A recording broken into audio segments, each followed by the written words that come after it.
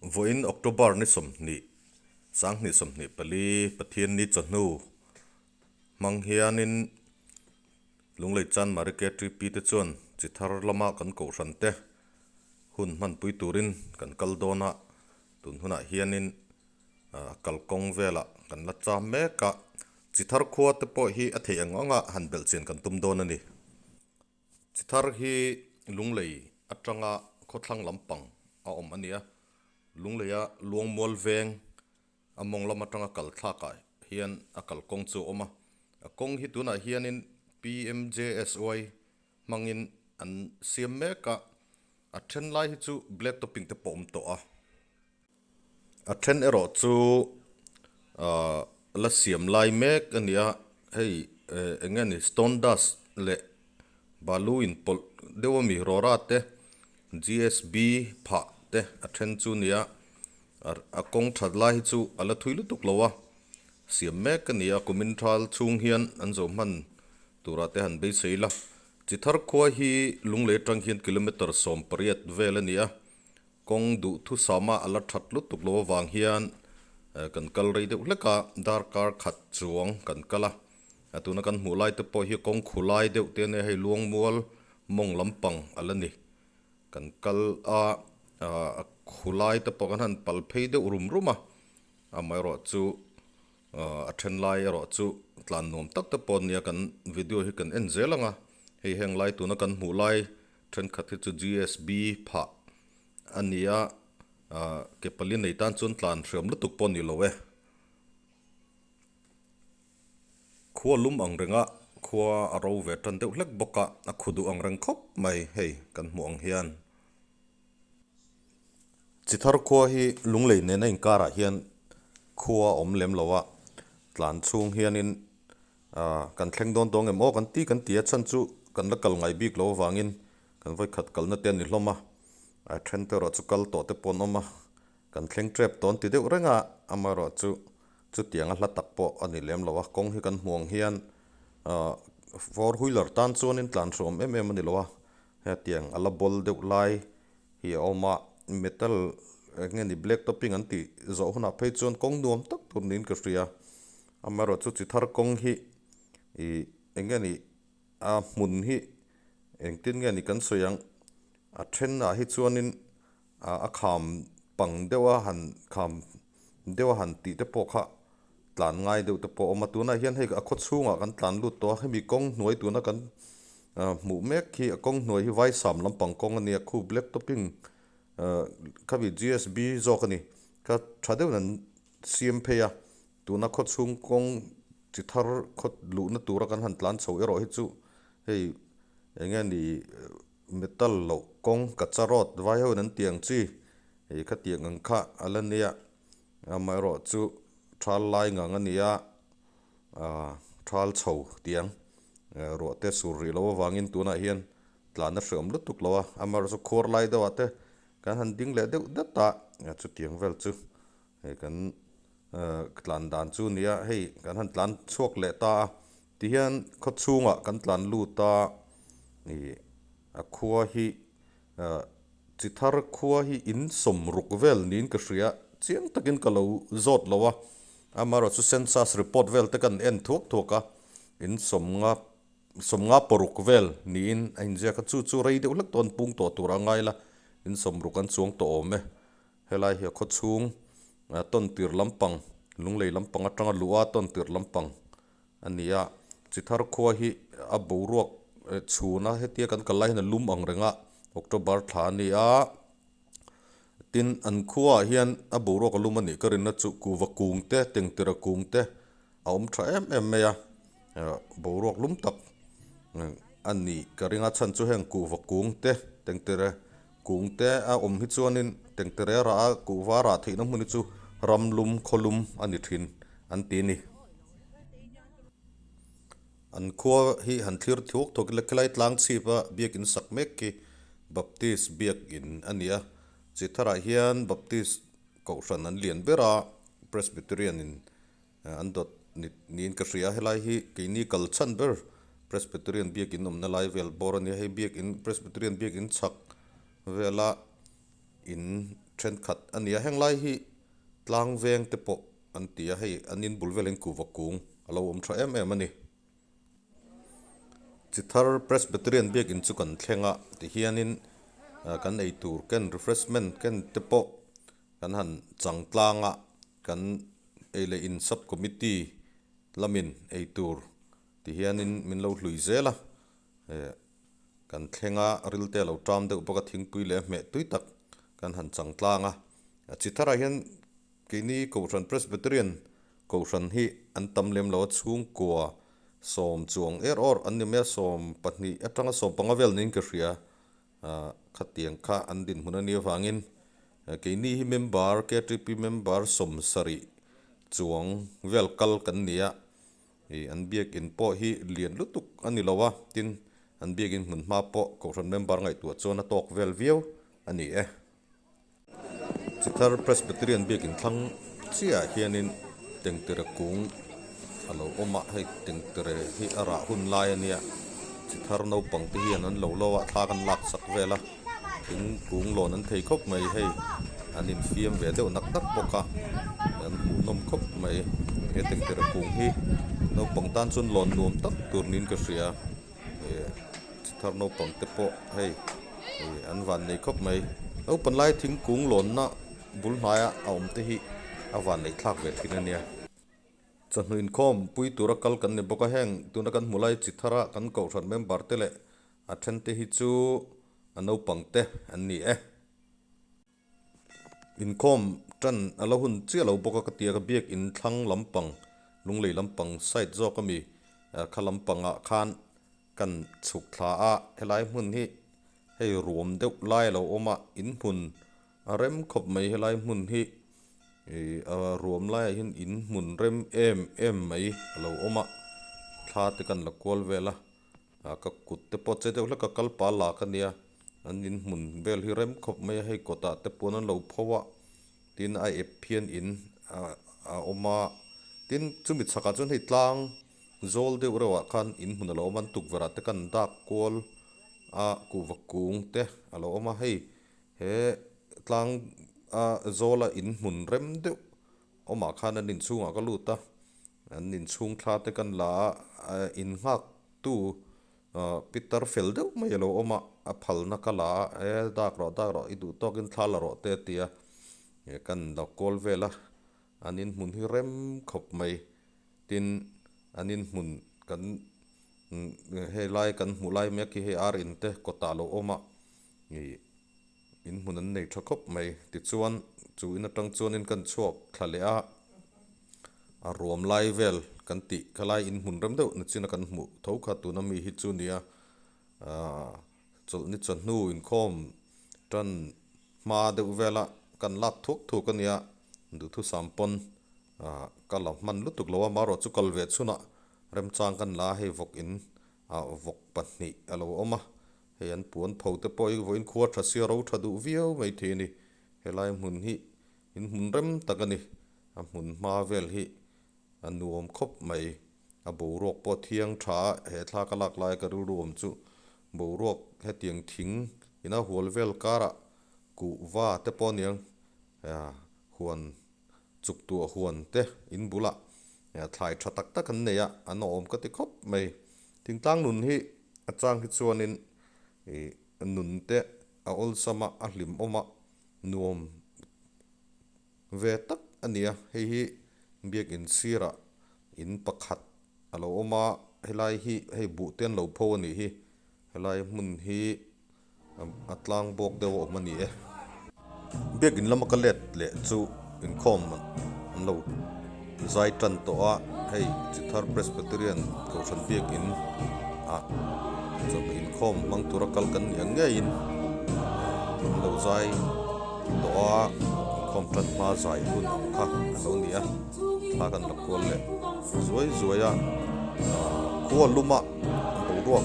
arin te ka he anin zap na sakop mai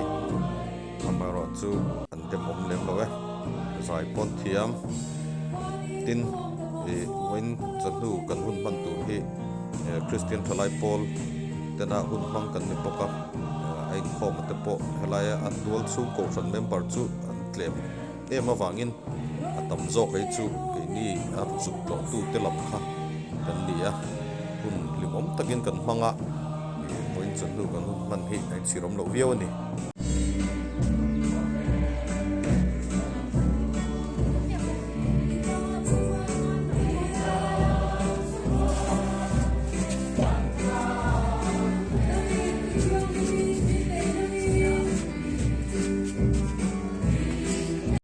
vô in October ni som ni sang ni som ni pali hian Lunglei Chanmari KTP te chuan Chithar Presbyterian Kohhran kan bial chunga mi te chonu in khom hun kan zot man puya tuna hian hei tran hun ala ni lo deuh leka zai ho na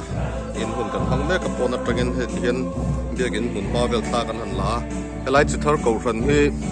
sa kha chu ko som ko palia din ni in kilai biagin ma in zia ka khian nei oma sai tamzo kan kan thiam te dan tor centenary lom kum kan ni ome sang kha chu ko som ko poli kum ti chuan hei tunai hin tandar ridona da ti na pot don be kan hian khom kan tananga na hin chon in khom hun kan man pui don ani ti chuan helai akot amun ma vel po rem viau me hei pangpar te moi takin an lo chinga pangpar moi tak tak om helai hian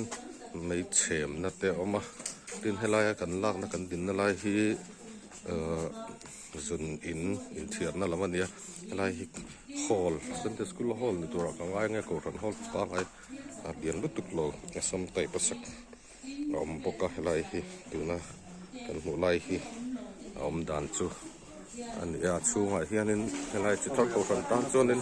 thil lenga man ti khom ni khua an tu ti khom na mun te po an ni ome hei tuna hian hei Chithar no pong ho te po an lo thu dal mai ni a chu ra be kan an en kol tho kan ni helai Kohhran hei ceiling te po that takin an hei Kohhran hall an ni ti chuan helai hi biakin le che vel om dan chu ani tlang pi me biakin mun hi rem khop mai hei ti hian biakin nung lampang chu so ti deuh zong sa thlang lampang lan dan ani thlang helai hin ram ol chu te ro om boka tin khom man tran to wangin helai biakin mun pa kan han lak chu kan han tu tok deuh don thu khang amaro chu biakin chu tlem tilang vel adon la thome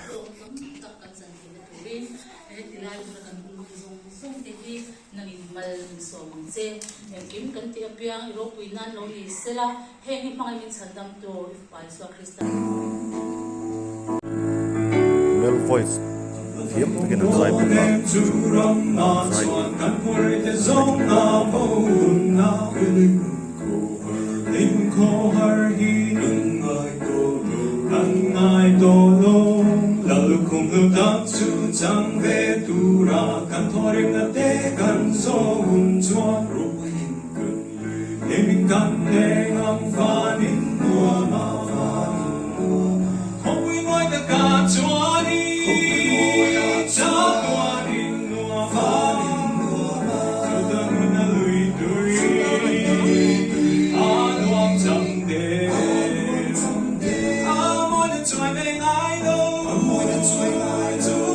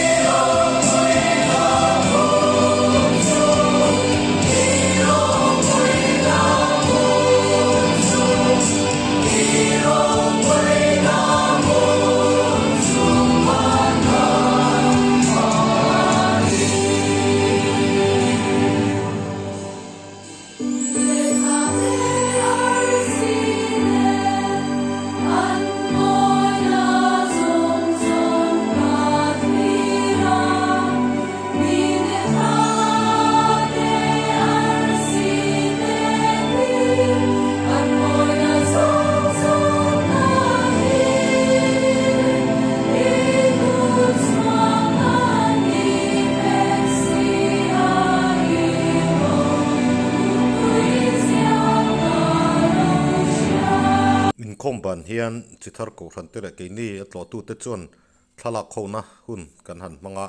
tuna mi ang hi ni in khom kan ban hnu chuan ho turin kan in buat saya hei kan nula te ho po subo an lon kai tan velani biak in chak velani a tuna kan hmu lai hi tin heng lai mun ma vel hi kan han la kwal thok thok a hei kan pa ho te le tangwal ho te po ho turin buat sai tan ani Kapi lai veng mi ngom ve em tin soi heng lai chou ga li tha ko la ni ti chuan ho tur kan in buat sai na ke kal thak kan motor da na athlang de hlaka kan da wangin ke kal thak pa in ti hianin a kho chung lang thei turangin tha te chu kan la kol ve a amai ro chu Chithar ko hi tlang pong a ania a then a rom lo deu lai ten om wangin a kho lang kim tur thala ka ro chu har ka ti phian me a tin a kho chin chang ka thriat lu tuk lo wangin a ko vai khat kal na te nia a lang kim thei turang ka hre thiam lu tuk lo ma ro chu rem chang ka hmuang angin ti hian tha kan la kol vela hei kan ho na tur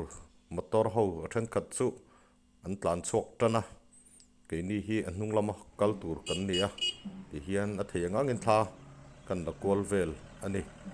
Chithar khua lop mungai lo te tan no mu verem chan theina hun lo zin la ro anin ka ria ti hianin so lai kan hmu so primary school ania school building po an nei tha viawa sakthar ni om tak ania tin a hmun ma vel hrim te po akot zol te pon nei tha hle ni ti hianin Chithar chu hei atlang veng lampang an ti aveng sang lampang kal chhouna kong ania ti hian a rom lai a kong peng thum lai a ka oma kan her kol vela a theiang ang chon tha kan la ani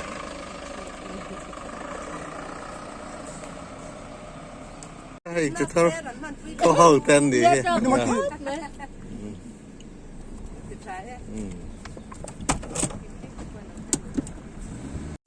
Chithar ko chung thalak kan nei angang a video ni lo a still photo ka la kho thet khat thi I han clear le zoi la hela tuna lang lo an veng thlang lampanga hian in alo ma chunga ro chukan juk thleng man talowa tuna mi hi aveng chak lampang le aveng lai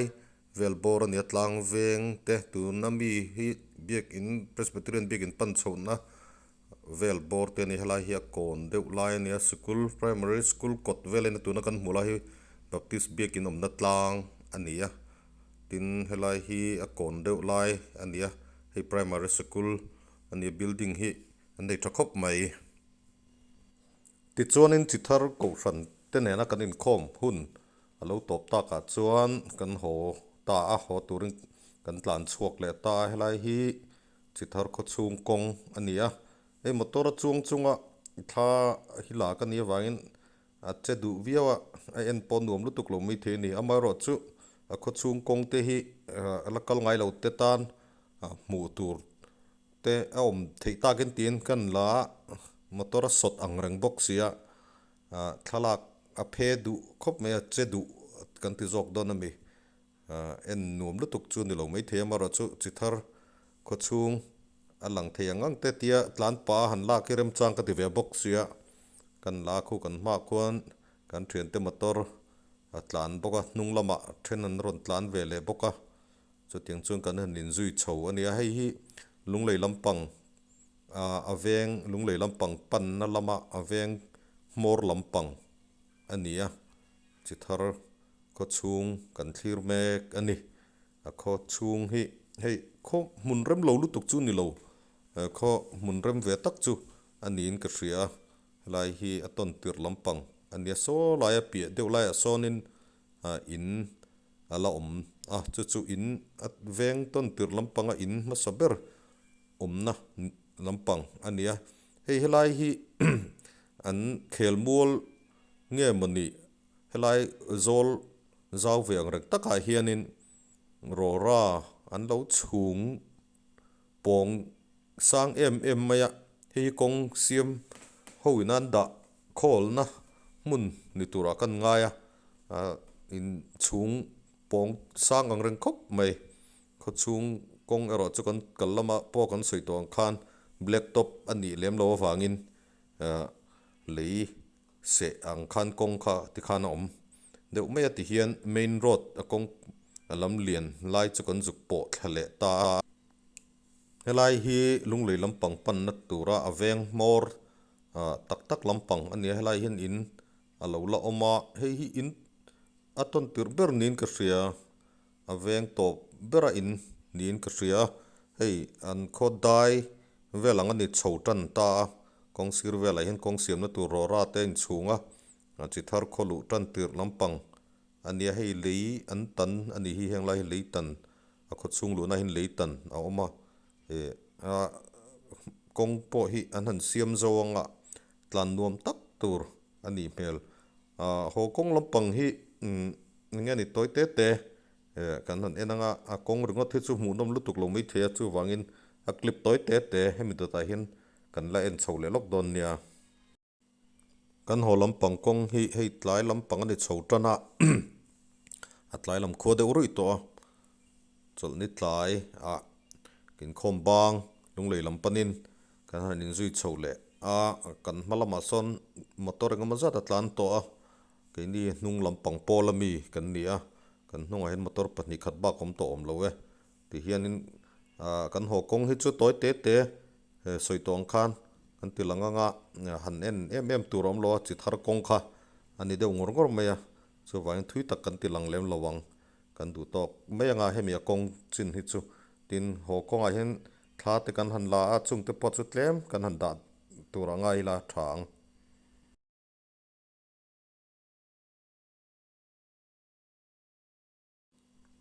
kong hi then lai chu heila pha lo te po a oma a chuk chho deuh lai te phe hi chu a lei hlang deuh khan a lo oma a kong dan hi kal du ten he video lo en fu pal takin kong chin an hriat thiam theinan toy te te kan da tel lok ani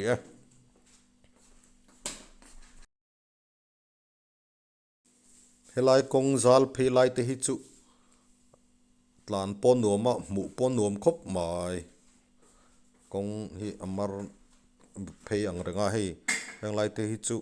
kong an siam zo hna chon tlan nuam tak tur ani arin omani chuan he lampang hi hei ni tlai lampang ni na lo em thang reng khop me chithar kong hen leitan om zeu zewa leitan chunga kan tlan zeu zeu ani heng hi kong dan tlang pui chu ani chithar kong a hianin hei ara lelama son tlawhna lo lang ut me a thlir nuam khop mai tin tuna kan tlan mek na hello a hma de o po hin huan tha tak tak a oma thlam te polo oma henglai mun vel hi huan nei tele hei lo nei tu te tan po thlam tha tak tak lo oma tin thlam ko ta hian zam zo alo oma hei zam zo par vulai vel alo ni hei hi zam zo par ania zo chiar nge ar chuang zok ni ka chiang lutuk lowa hei kan love ringot ani zam zo pangpar hi mizo te hian thlam bula hen an ching thina thlam bulan chin than te poi upa te soidan chunin thon thu engamani a oma namaro chu han soi mai turin ka chiang lutuk lo ke ma hian hei a chhak atang khan kan han thlir thla non le china so lai ra le lampang so tho ma oma so thlam te po om deuh fer fera tin helai kong thang loka hian huan nge lo pa ngai te po lo oma mu nuama thlir nuam khop mai ti chuan ho lampang te kan ni boka kan man mo lutuk lowa ni tlatur atlai lam khua ni boka thalak te a moi hun lai nia thala turin kan han chol ta kan han in me saka thenan lo in posa chu tiang vel chuan kan tia ti chuan kan tlan le ta zela lunglei kho chung pan chuan heng lai hi kalam apo kan mu to luangmual nuai lampang kha ani to tuna hian luangmual lunglei luangmual kan lu ta heng lai mun hi second battalion map ho mun ania an chei fai khop mai ti chuan a chho zong ten kan han tlana heng lai mun hi 2nd Battalion MAP ania tin tuna kan mula hi luangmual khochung kong enge ni 3 gate pan chona kong ania luangmual khochung kong hi veng chung tiang luangmual veng chung kong hi ma na tang to khan a che ang reng khopa helai mun hi hei sarkar mun puima police ho mun puite nia tin kudam mun te ne kong hi a thalo ang renga ve omang reng khop me helai mun ni 3 gate an tia assam rifle ho lunglon ami ho te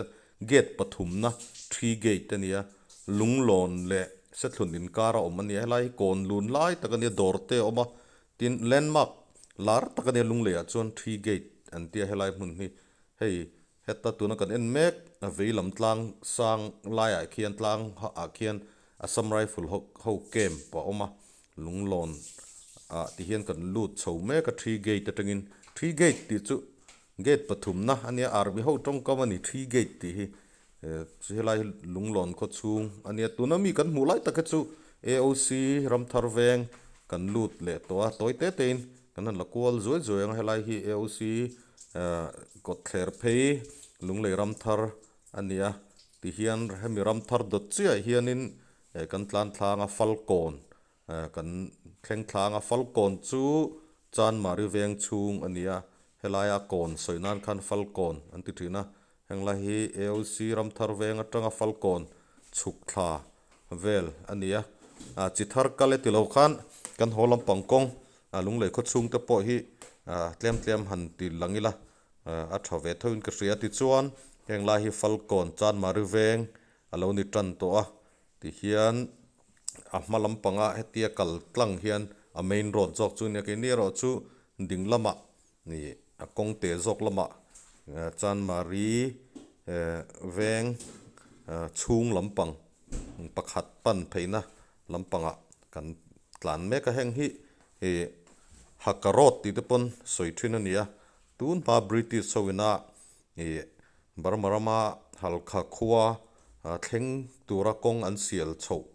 ain tan chho pheina lungle a khan fort lungle oma fort lungle tanga halkha darzo tlanga British sipai camp pakhat oma chumi pan na tur kong lunglei kho chung kong an lai phei ani wangin hakarot ti te point soithin ania henglai hi lunglei a chuan chanmari veng ania tian henglai poi chanmari veng a kong lai li engene kong lai ta achaka hen main road oma thlanga khu ta kong pui dang awma henglai a kong lai veng engene a lai li phei lai a kong ani henglai chanmari tu ani to a chanmari tu kong phei ania pialo ka sonin BDO office te high power committee office te oma tikhan kan du to kang chithar kan kalna video top lampang lo nita tuna thala ka lo lang hi pi ming liani kumsum ko panni chithar khua mi ania ni china khan video khanin ka soi zoi to Peter pakhatin ina lo nga ka an in chunga te ka luta thalak te ka dila phal takin